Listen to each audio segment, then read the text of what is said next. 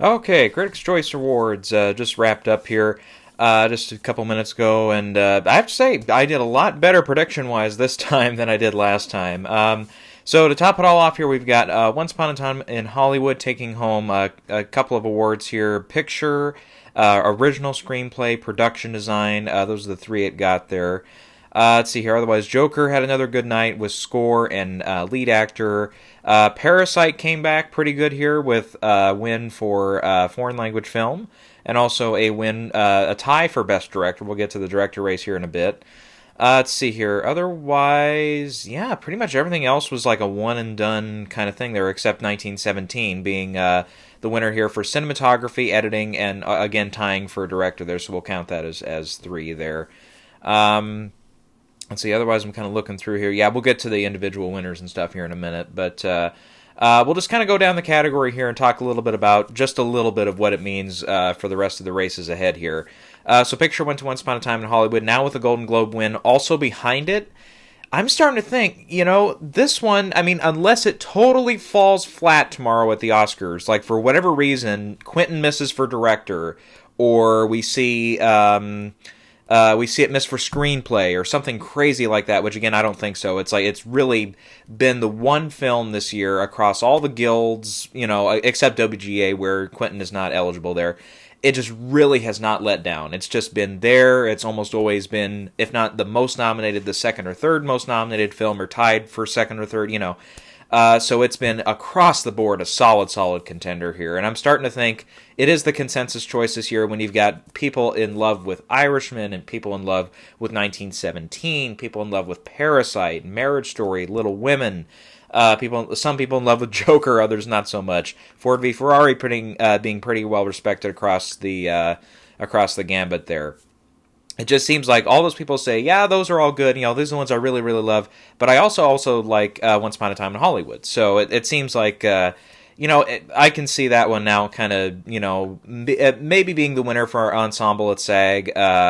And then also taking home a couple of BAFTA wins. I don't know if it necessarily wins Best Film there. That I can see them going a little bit more to their own drum, like Parasite for film, or even something like Marriage Story there, or 1917 winning both film and Best British Film. Something like that I can see happening as well. But, that one, I'm thinking going forward when the Oscar nominations start, I think I'll put that one out ahead right now, for now at least, until we see something else develop. Okay, the Best Director race for the winner is still a little interesting here. Now, Sam Mendes did win again here for director. After the Globe, and it's like, okay, so he's in contention to win, too, because we knew he was in contention to be nominated for sure, and he was really, again, didn't miss a beat there for the nominations coming up to it. But, now it seems like he's definitely in the running to win. Scorsese and Tarantino, not so much, so now it's like Bong Joon-ho, who also tied there for Parasite for Best Director. He is also going to have some love here, so that'll be interesting to see here going forward. We'll see who BAFTA picks for director, which, again, I would assume it's Sam Mendes, and then DGA, I think, will be the big decider there. So if DGA goes with Parasite, or if they go with Scorsese, or they go something else, then we'll see again just how interesting a race it can be there. But that's going to continue to be an interesting category going forward. So that'll be a fun one to watch here in the coming weeks. But otherwise, good bounce back for Parasite for this category, especially. Now, even though it did win foreign language only at the Globes, it's like, I think I'm amongst a lot of people that picked that one as the best film of the year. So, anything it gets, I'm excited about. Let's see here. For Best Actor, Joaquin Phoenix. I was correct to switch to that one. Thank God. I think if he can win here over, with Joker being a little more critically divided, even though, yes, one thing I failed to mention in the last video was, no matter how many critics didn't like the movie, everybody loved Joaquin in the role and in the performance. So, yeah, that one's going to keep going. And then Renee Zellweger also won for Judy for Best Actress. Again, I feel like that was a said done deal when I saw the film, and we really haven't seen anybody come up to take her over. So yeah, that'll continue to do well here. Brad Pitt also the winner for Supporting Actor this time. Again, feels like that's a solid contender there, and definitely again until we see something else, he's probably going to run away with it. Let's see, supporting actress, once again, Laura Dern for Marriage Story. Again, until something else comes up, this might be a done deal. Let's see here. Then the ensemble category, they went with The Irishman, which I didn't really consider it too heavily, but on retrospect, it's like, okay, well, I didn't have The Irishman winning anything, so it's like, 14 nominations for it to go home empty-handed would be, even for Critics' Choice, pretty unprecedented. So, yeah, that one makes sense in retrospect. They wanted to kind of give everybody something. Yeah, we'll see. I think The Irishman, it's in contention for SAG, but I'm looking more at, something like a big upset win by Parasite. Once Upon a Time in Hollywood was also a big player there. Yeah, and then The Irishman probably in there as well. So, yeah, SAG will be an interesting race, and their show, just so I don't miss it, I believe is a week from today. If not, it's 2 weeks. I forget if it's Screen Actors Guild Awards. Whoops. Let me type in the actual... If I can type in guilds, too, that would help. There we go. Let's try that one. It doesn't say on that one. Let's try this one. 2019. They are January 19th. Yeah, so they're a week from today. So yeah, that'll be, again, an interesting race to kind of watch there for the ensemble category there. And then we'll see the equivalent best casting at BAFTA where they go. The screenplay categories, I got both of these wrong. Quentin Tarantino won again for Once Upon a Time in Hollywood.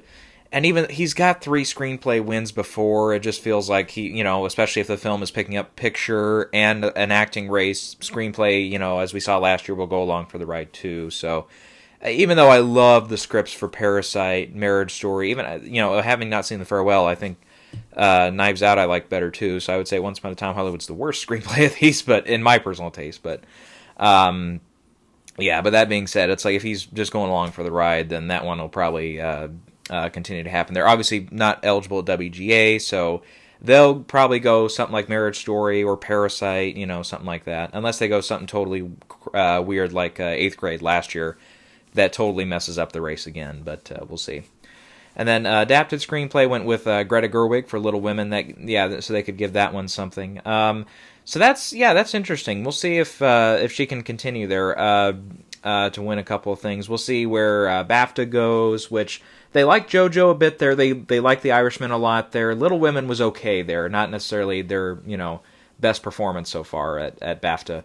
But if she can win there, yeah, then I think she'll have that adapted screenplay under lock and key. And then WGA will also be a big decider there in a few weeks. Let's see here. Then into the tech category, cinematography, no surprise, was 1917 for Roger Deakins. That's going to continue to happen. Production design, also I got that one right for Hollywood. So yeah, again, I think that one will again continue to happen. But you do have 1917 in there as a large contender. I'd say, yeah, Little Women also has a shot there. So it's going to be a contested category. We'll see also where the guilds go, but I would think Hollywood is probably the front runner there. Editing, they went with 1917, which, I don't know. It's like, I don't know. This might be all over the place this year for this editing category. And I forget, I believe that 1917 did make it in for the guild for drama editing. I'm going to double check that, because it's not in at BAFTA. I have it missing at Oscars tomorrow. Obviously it could get in, but it's like we've seen that the last few times with these kind of one-shot style movies with Birdman and with Roma. The editors don't go along for the ride there on that one. They vote something else. Let's see, it did miss for drama editing. Yeah, they went Ford v Ferrari, Irishman, Parasite, Joker, Marriage Story. So that's another thing too, is 1917 is missing there as well. I thought it was in. Okay. Who did I... Oh, I thought Joker missed or something. Yeah, it was 1917 that missed there. And I get the argument that, when it is such a seamless, thing like it is in 1917, I mean, other than, I don't know if I said on the video yesterday for final Oscar predictions, but I did see this one as well now. And, there's one spot in the film where it's like, it kind of cuts to black because something significant happens, and then we cut to some time later, again, not getting into spoiler territory. Other than that, it's like I couldn't tell where the cuts were. It was seriously the most impressed I've probably been with this one-shot style thing. I think in that respect for sure. So I get the argument of therefore it is the best editing in that regard. And it's like, you can make that argument with Birdman too a few years ago. Not necessarily, Roma and Gravity, again, I was a little bit less on those. And, Gravity ended up winning the category. Roma didn't even get nominated. So, yeah, so that'll be interesting. We'll see if the Oscars get it in. Then I think it's definitely in contention to win. We'll also see because it's not there at BAFTA or at the Editors Guild, Ace Eddie. So yeah, it's like if Ace Eddie and the BAFTA line up, that sets up a scenario where the editing award goes to something else at the Oscars, and it could be that same contender. Again, we're looking at something like Hollywood, Parasite, Ford v Ferrari. I would definitely say are the big ones. The Irishman as well.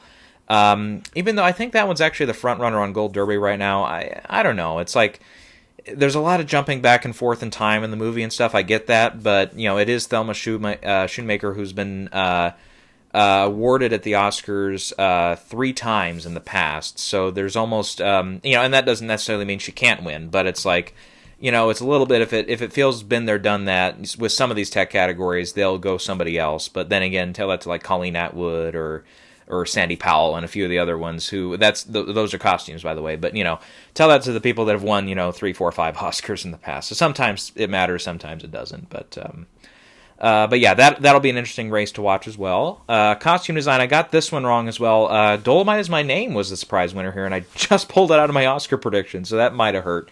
So yeah, we'll see. I mean, Little Women, I think, was my pick here. That one will continue to play there. And Dolomite, if it gets in, I don't know. It could be an upset. It is Ruthie Carter, who just won last year.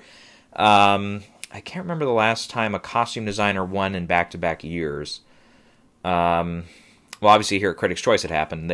She won also for Black Panther last year at Critics' Choice as well as the Oscars. So I'm sure it has happened, but nothing, most of the time we're focused on that for like director, cinematographer. That'll happen, it happened 3 years in a row with Emmanuel Lubezki. So, yeah, so I have less than an eye on that. But, yeah, I might look that up. That'd be an interesting Oscar tidbit there.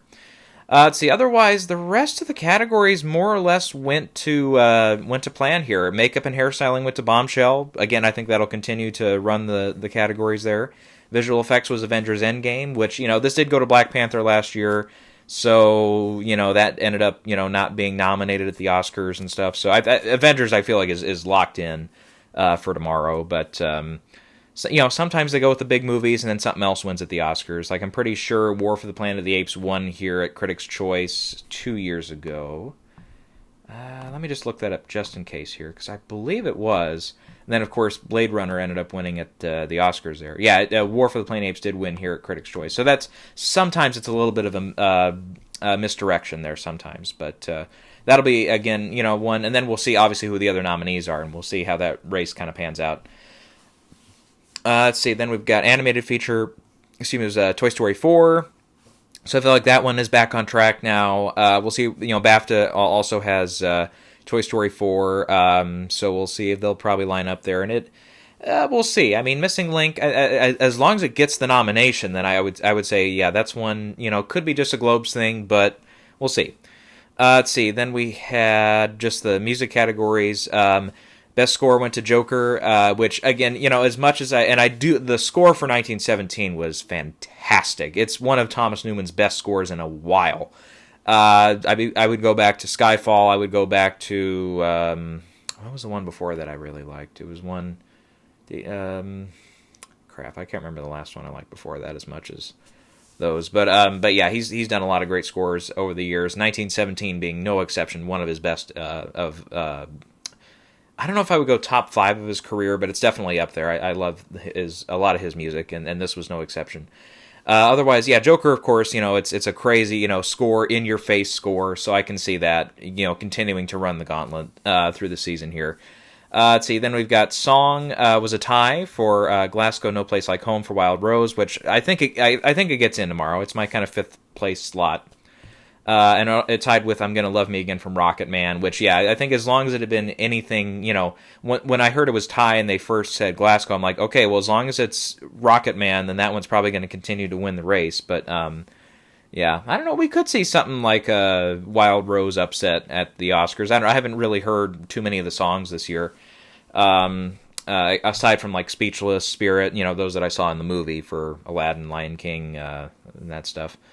Yeah, I don't even remember the song from Rocket Man. I've seen it a couple times, but I don't remember it. And then Stand Up, I think, was just over the credits for Harriet. So yeah, the other ones, though, Speechless and Spirit, they kind of just were in the movie. Here's their moment, and then they move on to the next thing. But yeah, so again, I'm thinking Rocket Man continues to build momentum there. And then foreign language films, we said Parasite. Yeah, I mean, there's really no surprise there. I don't see that one fading anytime soon in that category. So. Yeah, so I feel like we've got a couple of things. The acting races, I think a lot of people are going to bitch and moan now that we don't have any surprises.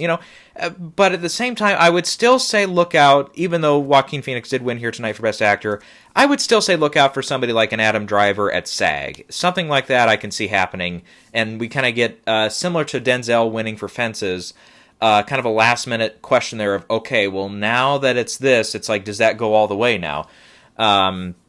Obviously, Adam Driver was nominated at BAFTA that year, as he's never been nominated before. Denzel was not for Fences at BAFTA, so that, was more of like a, okay, here comes, who was it? Casey Affleck for Manchester, and then it left some mystery on Oscar night. But I think Adam Driver, if he does win SAG, it'll be interesting in the race here, but then also Joaquin, I think BAFTA, will probably go for him since Joker did so well over there.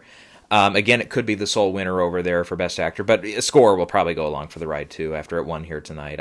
Unless they go 1917 just across the board in the tech categories, that could happen, but that'll be interesting to see where BAFTA goes for Score as well. If they go for something new like Joker, or if they go Thomas Newman, who I believe has won, is it 3 times at BAFTA? He won for Skyfall, I remember. Let's see, let me go back. Where's BAFTA at for him? He's got 2 wins. He also won for American Beauty, so he's only got a couple of wins there at BAFTA, but I thought it was more than that. So they've awarded him in the past, so they might want to go for somebody new there, like Joker for Hildur. Again, I'm going to try to avoid that last name because it's just such a thing. I don't know if I've heard anybody ever pronounce it right. We'll see we'll see who says what at the Oscar nominations tomorrow. Let's see here. Otherwise, yeah, Renee is locked in for Best Actress, I feel. Laura Dern really at this point can't miss for Supporting Actress. Brad Pitt, I think, is continuing to ride the wave there for Hollywood, and especially if it is lining up to be a Best Picture winner. And it usually does take an acting race with it. And not always, but we've seen more in recent years than not. It's been one of the supporting categories. Moonlight, Green Book, let's see here. Birdman didn't take any. 12 Years a Slave. We've seen, Artist took lead actor, but and as did King's Speech. But it's that supporting race has kind of been the more common one of note lately. So. That kind of lines up with some recent stuff too. Otherwise, yes, we'll continue to see the screenplay races kind of play out. We'll see adapted screenplay is the more interesting one at this point. Now, I think Greta more or less enters that race as a higher competitor than she was before. Before, it's like it's a given she's nominated. Now it's like, well, they liked her better than Taika. They better liked her than the script by Steve Zalian for Irishman. So, yeah, that could be something that happens. Original, I think, probably continues to be Tarantino, like at BAFTA as well. And then, WGA will probably go something else. But, and then again, it feels, how generous is the Academy going to be this year? Do they want to go, we'll just play out a scenario here. If 1917, oh God, that director race at the Oscars for the win. Do they go Sam Mendes and award 1917 a big prize like that? It is, after all, probably one of the biggest directorial achievements of the year. Or do they go Bong Joon-ho, who they already do take care of in that foreign language category, though? Okay, let's just, for the sake of this argument here.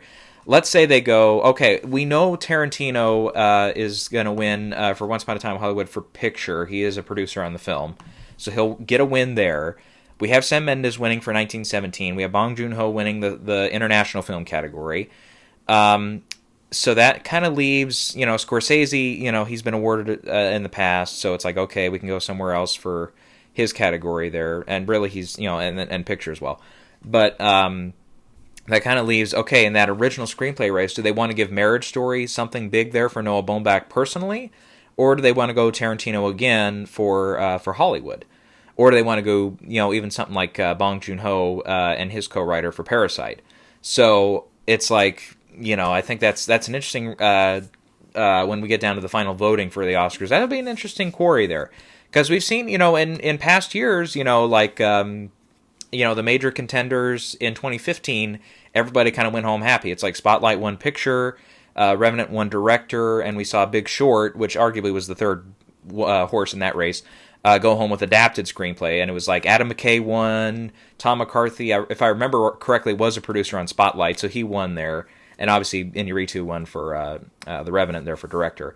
But then we see 2014, the year prior, where we have Wes Anderson and Richard Linklater both go home empty-handed as all their categories go to Iñárritu with Birdman. So it's like, I don't know, it's like we'll see what kind of academy we've got voting this year, how they want to kind of divvy that up amongst the major contenders. And you could argue, in the three-way race there, it's more like Hollywood, 1917, and Parasite right now, if you want to get it down to a three-way race. But if you want to include Irishman and Marriage Story, which kind of feel like they're a little further behind right now, if you want to include them as the major contenders, then it becomes a little bit more interesting. But we'll see.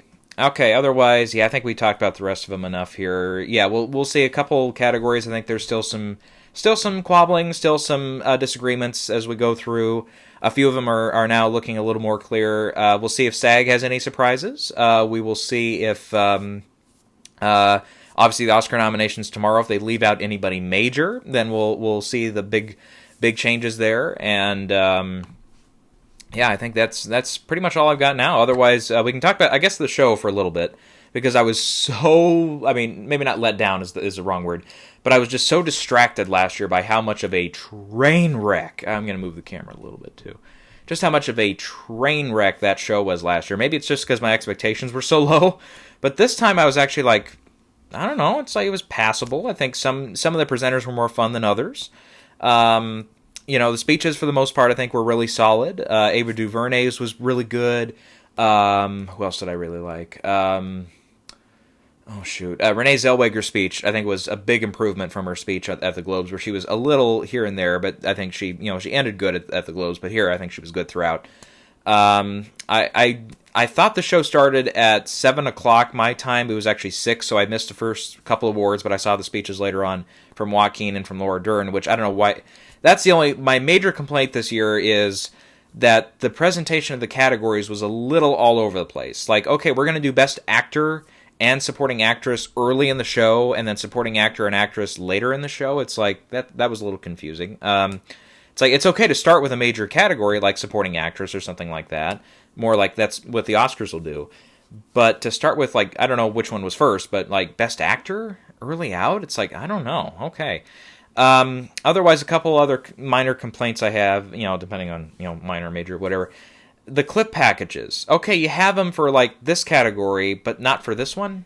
It's like they'll have them for, like, lead actress in a limited series, but then not for lead actor in a limited series. It's like, are you favoring one over the other? Like, you want to really show off the women, but not the men? It's like, is that what's going on? I don't know. I mean, a lot of the shows now are trying to be politically correct in that way. But, maybe that's the argument, or it's just, I don't know what the deal is. It's like, again, they had the thing, obviously they do that with the tech categories almost every year with, here's some other winners. Again, I don't know why they don't have screenplay up there, either category for screenplay, broadcast. Nope, we got to make room for TV comedy special. Got to make room for the TV talk show categories. It's like, fuck you. In regards of, this is, the main thing is this is the Critics' Choice Award, sure.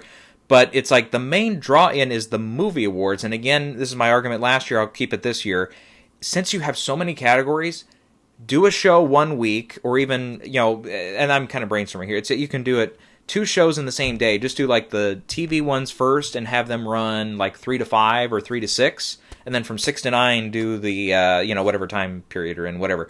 Do the movie awards then. It's like, I don't know, something like that. It's like that way everybody kind of has an equal chance to go up there and give a speech. Oh, speaking of Norman Lear, to see him, that was awesome too. I did like his speech a lot. He was awesome. He's like, he said somebody in the audience told him, how is it to be an old man? He's like, I don't know, I'll tell you when I see one. That was killer.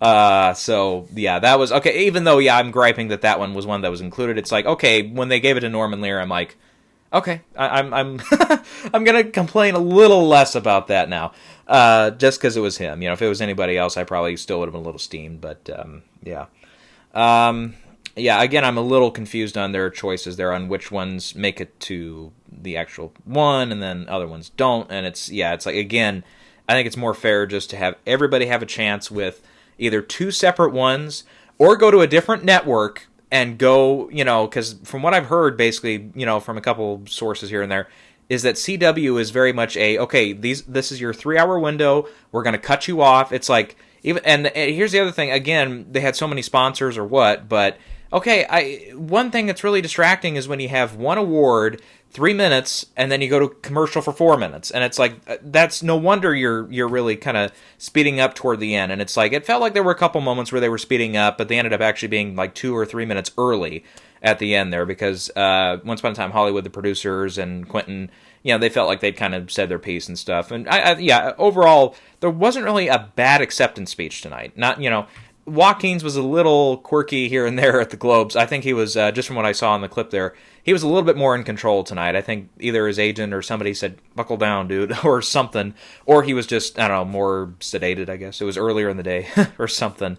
But yeah, and I thought he had a very, nice speech about his mom and stuff. That was good to hear. Let's see, otherwise, yeah, Brad Pitt wasn't there, so we didn't hear him, but... it was good to see, what's her name, the young actress from Hollywood, go up, and she was the first one to talk when it won for Best Film. So, yeah, I'm glad Quentin kind of latched on to her and is taking her to all the award shows and stuff. Because, yeah, that was one of my favorite parts of that whole movie, was her interaction with Leo, so that was good.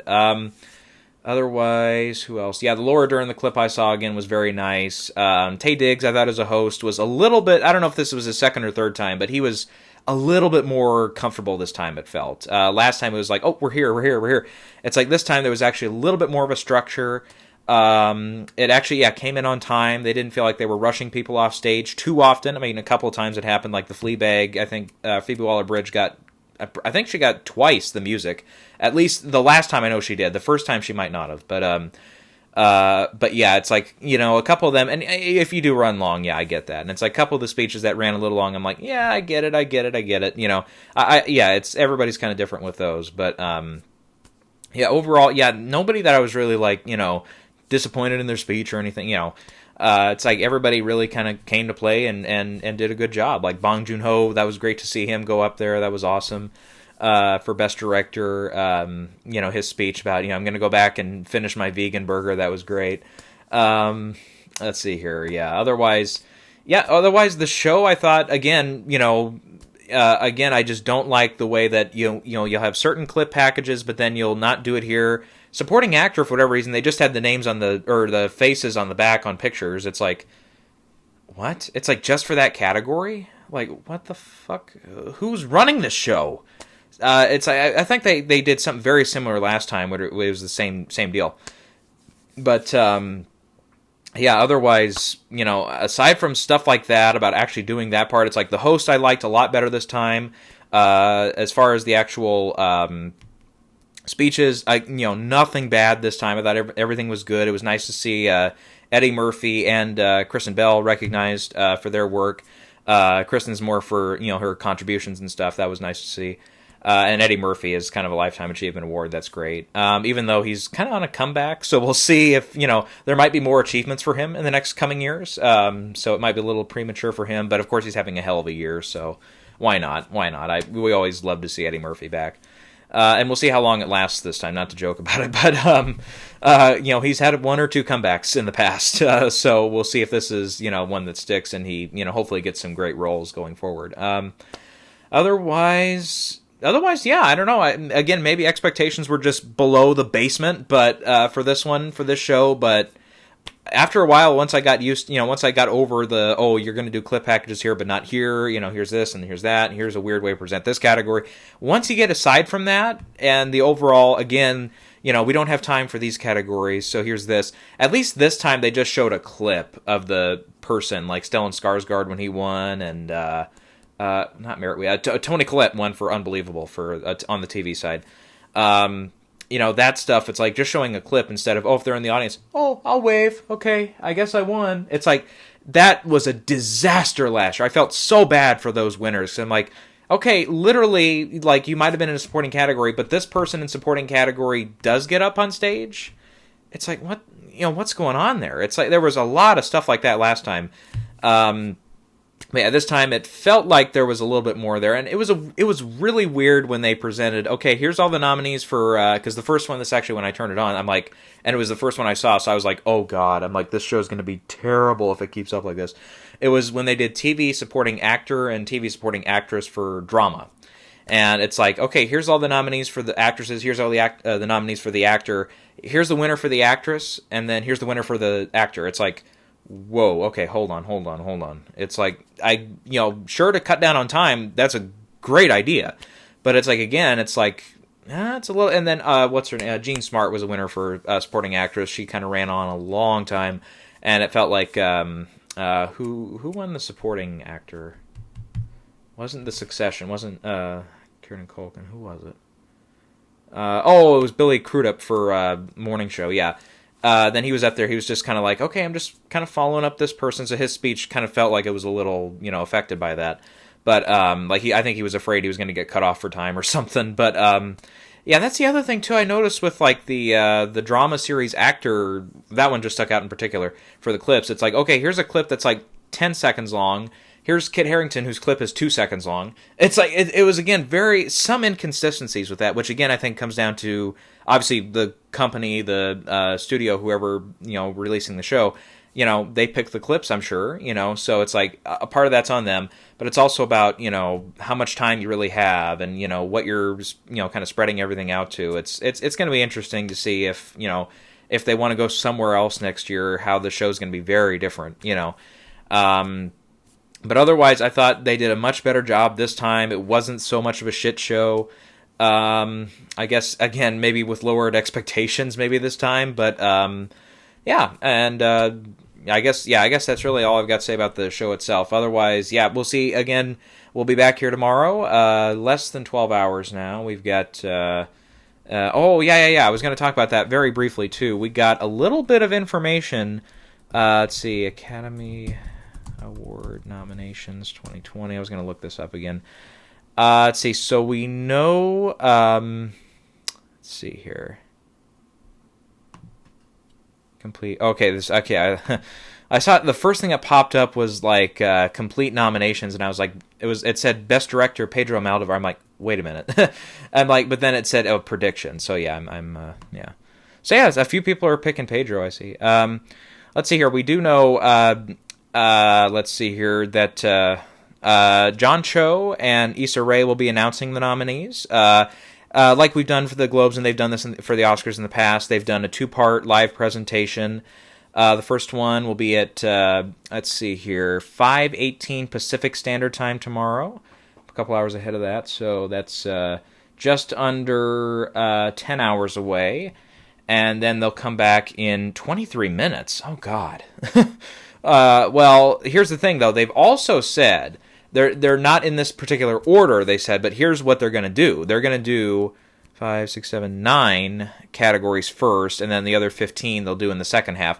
But the 9 categories are going to be the supporting acting races, costume design, film editing, score, 2 of the short categories, sound editing and sound mixing. So... obviously with like picture, lead acting races, animated feature, cinematography, director, all that stuff will come in the second half, pretty much everything else. So that'll be interesting. We'll get to talk about some acting categories first. We'll talk about, that film editing category will be really crucial. We'll see who gets in and who doesn't. We'll talk about, the sound categories a little bit. The animated and live action shorts are the first ones, so... it'll be interesting. Well, I'm sure it'll take, probably about 6 minutes to get everything out of there. So it'll be at like about 5:24 Pacific. So that'll leave us about 15, 20 minutes or so to talk. Well, this one says, okay, this is on the actual Oscar site. It says at let's see, approximately 5:18 to... okay, maybe I'm getting that wrong here. Okay, let me look at this again. It's a little confusing. The actual one starts at 5:18, but the second part, they said, is supposed to start at about 5:30. So that would mean there's like a 5-minute break in there, closer to a 5-minute break. Okay, which is what the Globes do, so that makes sense. So I guess, yeah, the first thing I read, 5:18 to approximately 5:41, that's how long the whole thing lasts. Okay, gotcha. So yeah, John Cho and Issa Rae will do both both parts, I'm sure. Let's see. Then, so there won't be as much of a gap. So we will have a little bit of time to talk about the supporting races and stuff, and the costumes, the editing, the score, a couple of the shorts, and the sound categories. So, yeah, we'll have some fun here with that. And by the way, I do have my typed out predictions here. I think I got it on less than 10 pages, which is quite a few. But, yeah, this way I've got it kind of locked down here to where it's like, okay, I've got everything that I think could be nominated or will be nominated for this category, then I don't have to flip pages like, okay, where's the second half of my director nominations? No, it's like everything's all on one page there for that. And I squeezed, obviously there's a couple of categories that are squeezed together on each page. Like I've got 3 acting categories on one page, so on and so forth. All this useless information you guys don't need to know. But yeah, I will be here for live reactions. I'll try to get to bed here pretty quick, but it's going to be an exciting day, exciting morning to kind of see everything kind of wrap up and see really where we go from here, and how interesting of a year we're going to have as we finally get the nominations announced. All right, I'm going to keep this page up, which is like their actual Oscar page, which will have the actual video for streaming, and we will be back tomorrow morning, folks. It'll be an exciting time.